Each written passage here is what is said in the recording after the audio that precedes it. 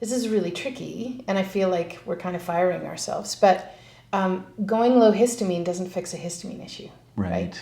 So that's also the other part of this. Like, I have clients, and I love them, but they're like, well, I've done low histamine for 3 weeks. How come I still have symptoms? Right. Or I've been going low histamine for a year and I still have symptoms.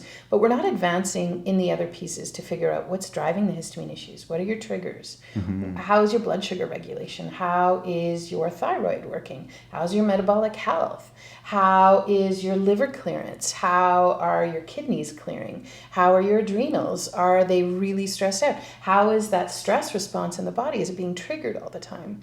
Is there some type of low-grade inflammation that may be prodding this to happen all the time? So it's going to be different for each person. So the going low histamine is that first bit to reduce the reactivity. Mm-hmm. And then the goal, like Tracy says, is to bring in that diversity and variety, and then to work towards letting go of labels on foods and then just going for the real food, and as much as you can, bless it and get on with it.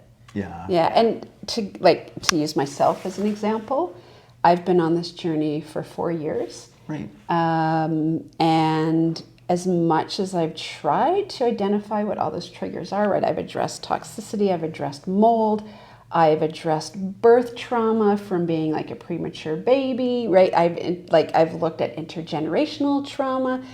There's so many things to explore. Mm-hmm. And while I feel my symptoms are managed, I still feel like I have a really long ways to go on this whole process to like find that place of we're good and steady. But the main thing, you're on the journey, a few steps down, and you know how to manage it. Yeah. Way better than you. How different are your symptoms now than they were maybe 5 years ago? Yeah, so many of the urinary urgency isn't an issue. No. Thank God. And I had eczema on my hands for 40 years. Wow. And so that is largely under control. And now I'm campaigning for her to be a hand model.